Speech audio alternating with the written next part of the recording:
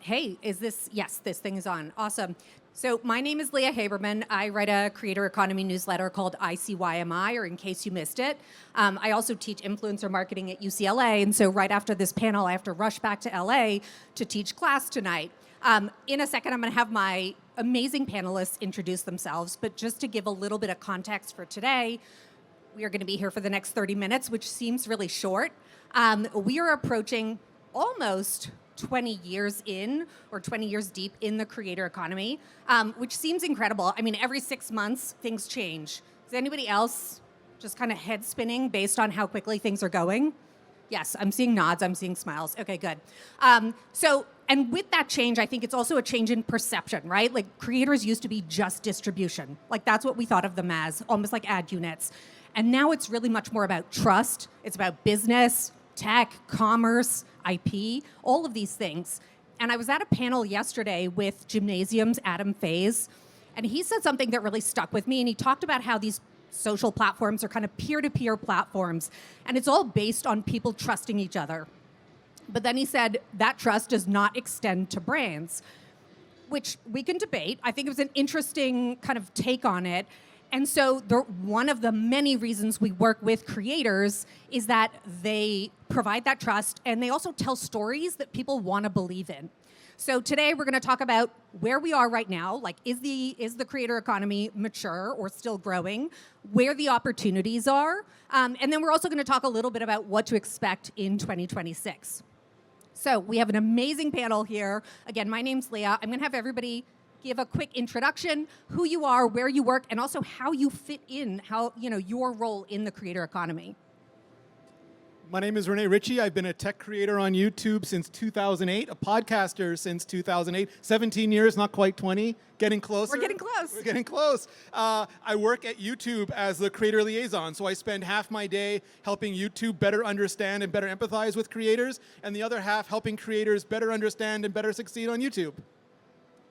I'm RJ Larese. I'm president of a company called Sixteenth, which is within Whaler Group, and we manage creators. And before this, I was on the brand side. I was at Paramount for 7 years, building and running creator programs at a company called Pop Sugar before that, at Disney ABC before that. So I've been on both sides of the creator economy, and it's been fascinating.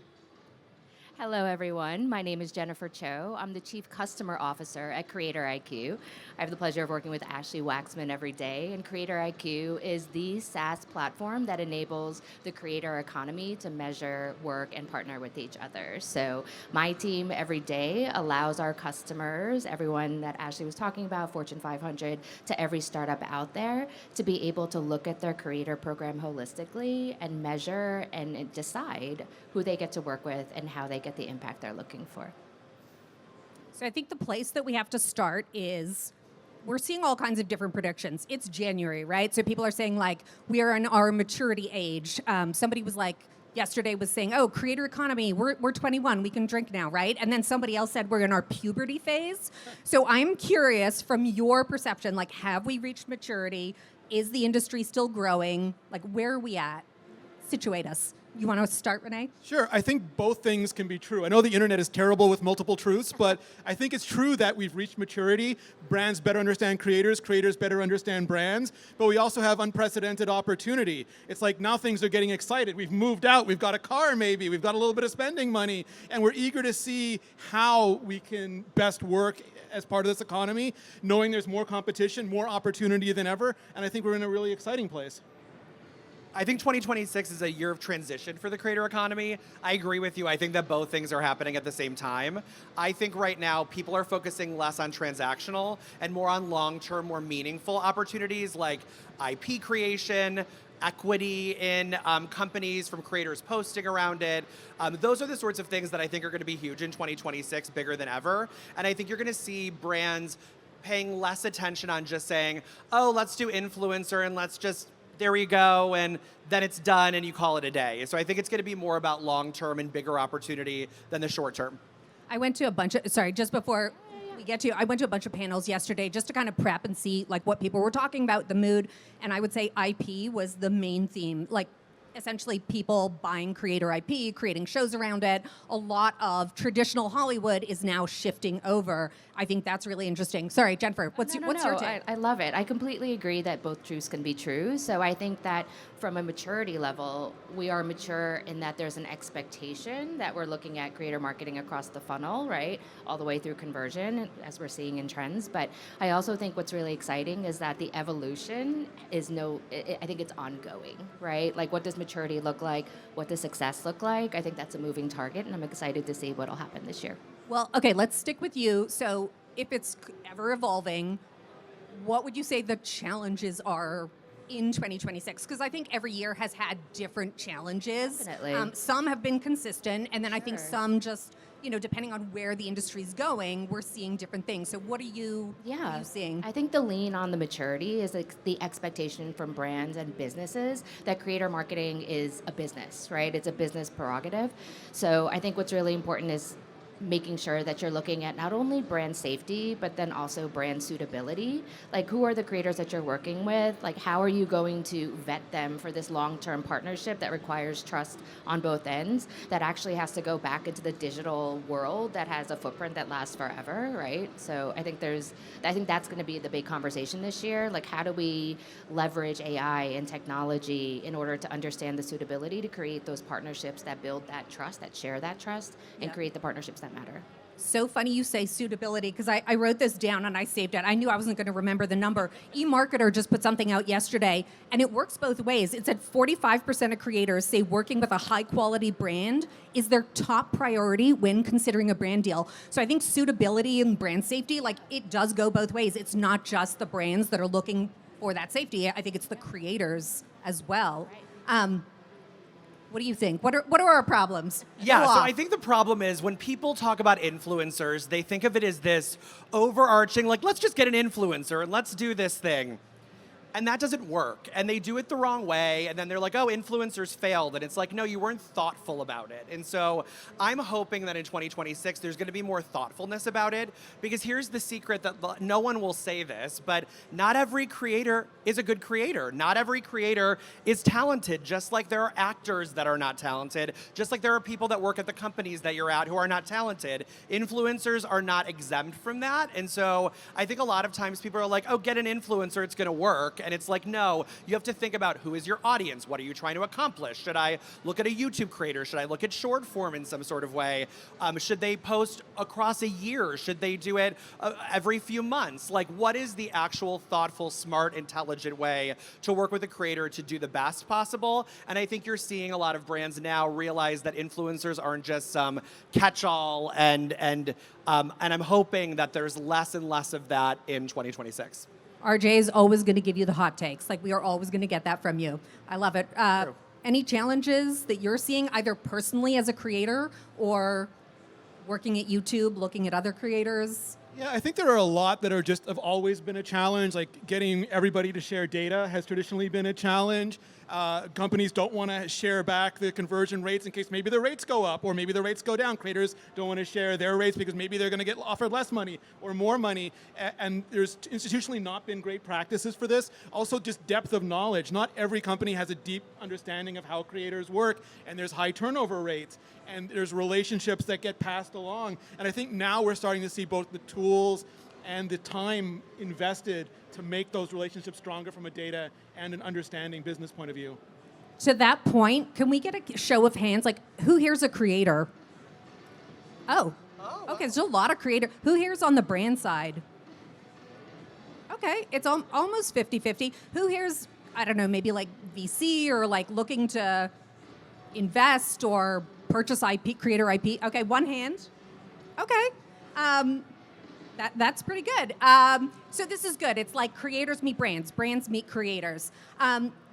So I want to talk about something that YouTube made a bunch of announcements in the fall, and I don't think I even understood. I watched I watched Made on YouTube, and there was something about dynamic ad insertion, and I'm going to have you explain it because I won't be able to do it justice. But I was like, oh, okay, this is interesting, like dynamic ad insertion. I'm not an ad person, so, whatever.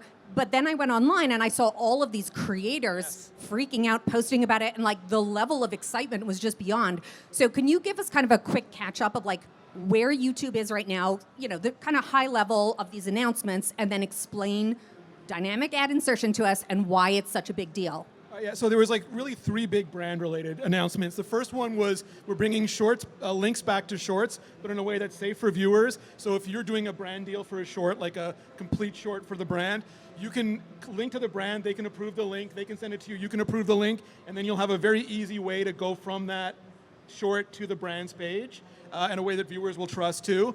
We're also surfacing videos for brands. So if you go to your YouTube, if a brand goes to their YouTube portal or their Google portal, let's say there's a creator who's doing a bunch of videos on sneakers, and that's a sneaker brand, they will see those. They'll be surfaced. They can go in and look. The same way a creator can look through their side, the brands can discover new creators and new videos that way. And the other one is dynamic brand insertion or dynamic brand segments. So right now, creators can put mid-rolls to show ads in their videos. Later this year, you'll be able to put a spot in your video and say, I want to have a brand segment here. You'll be able to record the asset. It can't be a generic ad. It has to still be a creator-driven brand. And then you'll be able to upload that. And you'll be able to set a time limit and say, this is going to go for a month. After a month, you can go back to the brand and say, do you want to renew? Or you can take the ad away. Or you can sell it to another brand. Or you can switch it to a house product. Eventually, you'll be able to do that based on views, perhaps, as well. Also based on geography, have a different brand segment in the US versus the UK versus France. And what we're really excited about is, in the future, you might also be able to do that with back catalog. So some creators have been on the platform for 2, 5, 10 years, and maybe they didn't have brand deals. Or maybe they burned a brand deal in 5 years ago that's no longer doing anything for anyone, and they'll be able to resell that inventory, sell takeovers, sell all these different things as a creator. Is back catalog, is that at launch or that's coming later? At launch it's going to be time-based, and then later we're going to do geography and views and back catalogs. Okay. I have a topical question about it, if that's okay. Yes. So the guy from Heated Rivalry, who watched Heated Rivalry, anybody? Yes.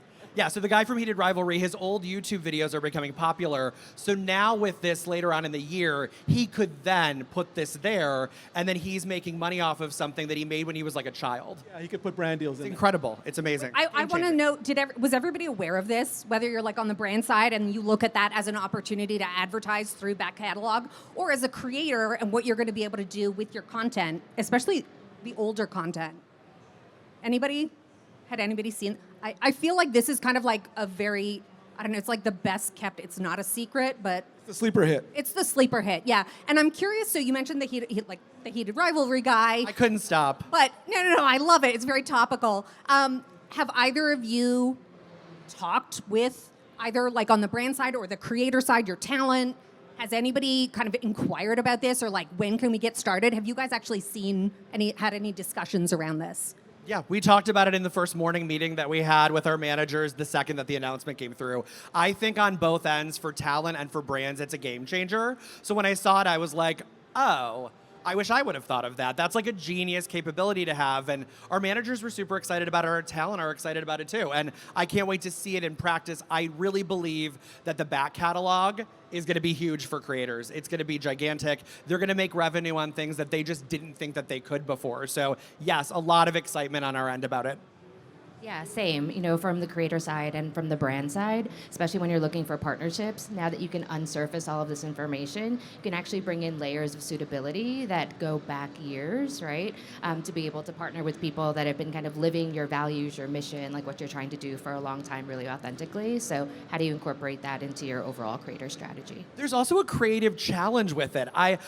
My brain goes haywire because it's oh, what cool out of the box thing can you do, especially with the back catalog, with a brand that's super interesting? Could you do a vintage brand and they do some sort of throwback thing? I just think it's going to make things be so creative, and I can't wait to see what creators do with it. Even if you have a house product and you're not, you don't have a brand deal for that yet, it's still unused inventory. You could put in whatever you're selling as a creator. Keep giving us ideas. I feel like all the brand people are yes, pen's ready, phone's ready. Yes, give us more creative ideas. I love that. And I think it really speaks to, I don't know how you guys frame it internally, but the whole thing of YouTube is becoming TV, or I wouldn't even say is becoming. I mean, essentially now YouTube is TV. Is that fair to say? Or what's the lingo? How do you guys describe it? I think everyone says it a little bit differently. I would say increasingly when people turn on their TV, they're turning on YouTube. Yes. Living room watching, huge. RJ, so we had originally talked in December. We kind of had a prep call just before the holidays, and I feel like we talked a lot of things. and we talked about equity deals, which I think we should still touch on. But then so much has happened over the holidays in prediction posts. Even yesterday, I was saying like IP was such a hot conversation. And so the whole idea of like IP, intellectual property, is that if YouTube is becoming TV, there are companies out there going out, picking up YouTube programming, shows, and they are either packaging it up for YouTube for channels, or they're going to fast channels. So I want to give you a little bit more latitude. We were originally just going to talk about equity deals, but I'm like, go off, because I feel like even in the last 3 weeks, there has just been so much to talk about. So I worked at a traditional media company, getting creators involved in everything, in front of the camera, behind the scenes, all of it. And first off, YouTube is TV. That is 100% true. Secondly, the first thing that I did when I took over 16th back in October is we developed concepts around our most meaningful talent that we could go sell, because that is the future. It's happening, but I've watched media companies for many years think that creators are just one little thing and ignore so much else. And at one point, Miss Rachel, for example, imagine if she had a Nickelodeon deal. Like, that would transform what that brand was. And so I know that now, with success that Netflix is having, with Amazon is having, that all the media companies are paying attention to it. The problem that I know exists is that a lot of the streamers have a really nice young audience for like kid content. Then there's a massive void. People are not watching it. They're choosing to go to YouTube or TikTok or Instagram. And then there's a very old audience. So the Hulus of the world, the Amazons of the world, they have really old audiences that are watching that content, older audiences that are watching that content. And so that's what I think is going to be interesting in the next 5 to 10 years. The kids that were raised on YouTube in a major way and who have that sort of habit are going to be getting to that age. And I think you're going to watch every single streaming platform get creators on their platform doing something unique. And same thing with equity deals. I'm on the advisory board for a venture capital company, and the whole premise of it is having creators post and converting that into equity in a company. And I think you watched a lot of creators in 2020, when short form was a massive thing, just accidentally become an influencer. And I think a lot of them weren't thinking about a 3 to 5 year plan. This is the year of 3 to 5 year plans for creators. How are you going to evolve what you're doing? And I think investing in companies and doing social posts in exchange for equity is a genius way to take something that you're already doing, but you're not getting any ownership in it. I mean, when I was at Paramount, I would pay some creators 6 figures, but they don't own anything that they're doing. What if you could do that? And then you're posting about something you're actually interested in,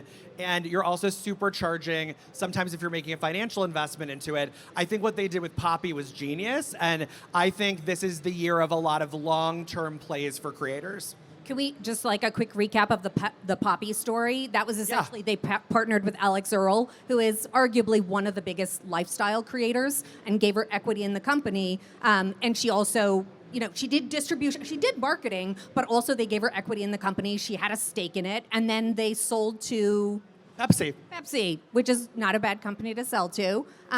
And yeah, I think that worked out really well for her. And it wasn't just Alex Earle. She's the biggest story of it, but Noah Beck invested too. And I think you're going to see a lot more of that happening this year. It's going to be about long-term planning, because if you're a creator and you're not thinking, then how do you evolve what you're doing? How do you grow it? How do you grow your audience thoughtfully? So I think every creator needs to think about, what are you going to do in the next 3 to 5 years? Just like I do with my career, just like all of us do. What are you going to do? It's a real career, and so people need to think about it that way. I love that take. Okay, Jen, I'm going to toss that to you. Like, what are your thoughts on this? Yeah, I'm just going to represent the brand perspective on the same side. I think it's the 3 to 5 year plan for brands as well. We see over and over that brands that grow, retain, and are thoughtful about how they grow their creator community are the ones that continue to win. So I think that partnership, kind of like being able to look at your people that you're working with, your partners, and looking at it on the long term, right? So just from a relationship perspective. But then again, if you're looking at creator marketing as your marketing perspective, you really have to look at what is your strategy for top of funnel all the way to conversion, right, from a brand perspective. And sometimes that is also another 3 to 5 year plan. Right. What do you think about licensing? Because I was talking to somebody who was a biz dev person for a creator-led media company, and she was saying licensing across different streamers, digital, social is going to be a huge thing in 2026. So I'm curious where we all stand on like licensing creator content. I mean, at the end of the day, it's a budgetary win, right? Like you're not paying the high ticket to originate and get that content created for you. It's less risk Yep. in order to license the content, and it's a win-win for both. You're not asking for it for free. I mean, you kind of touched on it a Yeah. little bit, but I mean, Miss Rachel on Netflix was originally a licensing play. It was not unique content. It was there. And she licensed it, and then she drove towards her YouTube channel for the people who didn't know she existed, the three of them. And then on the opposite side, they converted over there. It's easier. Sometimes it is easy to just turn on Netflix for your kid and press play on it. And I mean, that was licensing. And so I think you're going to see a lot of it. It's a less risk in a lot of ways for a brand. Tubi's actually doing really interesting things around creator content, originals, but also licensing. So I'm curious, but this is going to be the year where we're really seeing people triple down on it. it's interesting. PBS was here yesterday, and they were talking about they licensed a show to Netflix, Grantchester, which I think it was called Grantchester. Don't fact check me on that. But I started watching it over the holidays, and I had no idea. And then the guy from PBS was saying it's actually driving more traffic than ever to the PBS app because people are finding it on Netflix and going to PBS, similar to, a creator business or a traditional media business. We got to get to the AI question. We only have, I would say, like 5 minutes left. AI is, I would say, almost controversial going into 2026 for Gen AI. I think a lot of this business, and I'd love to get your thoughts, a lot of this business is powered on the productivity side, the insights, the analytics, the editing, driven by AI. However, the marketing messages that I'm seeing out there, and this is from social platforms, SaaS companies, are saying like human-led, by humans, for humans, made by humans. So I think it's like, maybe does AI have a messaging problem? I'm curious what your takes are on this. I mean, I'll start. I come from PR, so I certainly think AI has a brand identity issue right now.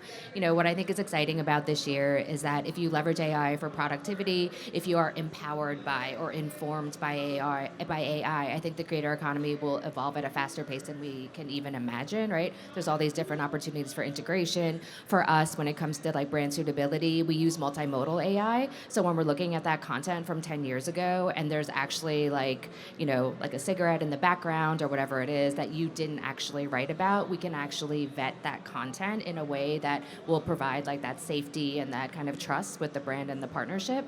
So if you use it in the right way, it can help you empower, right? But I think there is this like strange brand problem where people are like AI and it's negative and everything else. And it's like, no, it will help you be better, but don't use it to replace yourself, right? Like, I think that's the and I like that you say, like, I know with you guys with the vetting and the green flag, red flag, like, we're already using AI. It's just that, like, I don't know if 2026 is like the year you don't brag about it. You just assume that it's built into everything.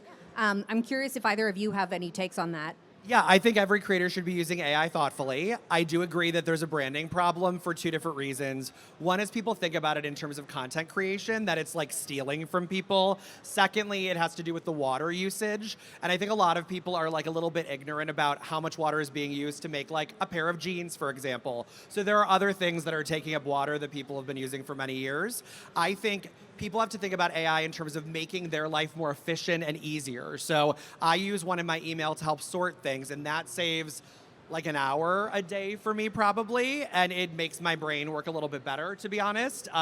But is that like hacking someone's content? No. Is that like wasting a ton of water? Probably not. And it's a little thing that I'm doing to make my life more efficient, to spend time on the things that are actually meaningful, that have to be person to person. I separately think that AI is the best thing to happen to creators, because you're going to have AI slop. That is a thing, but that's where real people and real creators and real voices and real authenticity is going to rise to the top. So I think if you're a creator, you should be totally utilizing AI. And I think that you shouldn't be scared that it's going to take your job, because your voice is just going to become more meaningful, in my opinion. Do you want to touch this? Yeah, I think like first AI doesn't really mean anything. Like there's been machine learning and generative adversarial neural networks and computer vision, and now large language models for decades. YouTube has been using this stuff for recommendation systems, for trust and safety systems, for anti-spam for decades. Now I think generative AI is getting a lot of interest. YouTube solved for just distribution immediately. The first day YouTube went live, distribution was solved for, but not production. I can't make like a space sword, or I can't like go live from the moon the way a special effects company for Hollywood can without the budget. So I'm no longer competing on budget now, I'm competing on ideas. It does remove a lot of effort. People can generate almost anything, but I think that makes taste and creativity even more important. We're a little bit in the everyone using every spreadsheet effect possible right now. Everything is a multicolored unicorn spitting stars, but people will calm down and they'll start being used for really interesting things. I'm not a special effects artist, now I can be. I don't know how to pivot table my data, now I can ask Studio. It's an incredible set of tools. I think like we also have to be responsible, so YouTube is doing things like likeness ID, where we'll tell you if someone is trying to simulate your face and eventually your voice and other things so that you have control over digital likenesses. Also things like YouTube is really good at combating clickbait, really good at handling low quality content. People can make much more of that with AI, but I think the same principles that let YouTube handle human slop will let us handle AI slop. Someone said something fascinating to me the other day. They're like, I won't use AI and I've never used it. And I'm like, you're so ignorant. Like, have you gone to a doctor's appointment? They're analyzing ultrasounds with AI now. Every day, people are interacting with AI. So I'm like, you can say that you don't love it, but like you can't pretend like you're not using it because it's being used every single day already.